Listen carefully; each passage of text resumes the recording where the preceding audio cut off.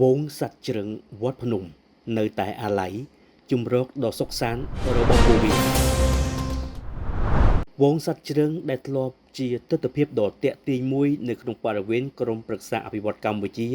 CDC ក្បែរវត្តភ្នំឥឡូវបានក្លាយជាទស្សនីយភាពដ៏កម្រមួយ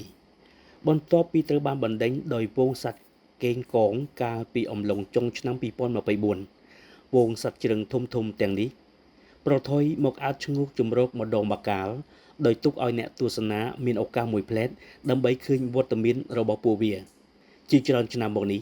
សត្វជ្រឹងតាំងលំនៅលើដើមឈើខ្ពស់ក្បែរវត្តភ្នំក្នុងបរិវេណក្រមប្រឹក្សាអភិវឌ្ឍកម្ពុជា CDC ដែលជាការតាក់ទាញទាំងអ្នកស្រុកនិងទេសចរអន្តរជាតិគយគន់សម្លឹងមើលមិនដែលដាច់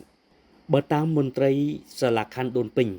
ថាការបាត់វត្តមានវងសត្វជ្រឹងនៅក្នុងក្រមប្រឹក្សាអភិវឌ្ឍកម្ពុជា CDC ក្បែរវត្តភ្នំនោះមិនមែនមាននរណាមកបណ្ដេញពួកវានោះទេតាមពិតទៅវងជ្រឹងទាំងនេះខ្លាចវងសត្វកេងកងដែលតែងតែដេញប្រជឹកពួកវាលោកបានបញ្ជាក់ថាសត្វជ្រឹងទាំងនេះនៅទីនោះយូរមកហើយគ្មាននរណាគេទៅប៉ះពាល់ពួកវាទេអ្វីត្បិតតែពួកវាមានសម្លេងរំខាននិងក្លិនបន្តិចបន្តួចក៏ពិតមែនក៏ប៉ុន្តែវាគឺជាសោភ័ណភាពមួយដែលទាក់ទាញភ្ញៀវទេសចរជាតិអន្តរជាតិផងដែរដែលបានឆ្លងកាត់តំបន់នេះ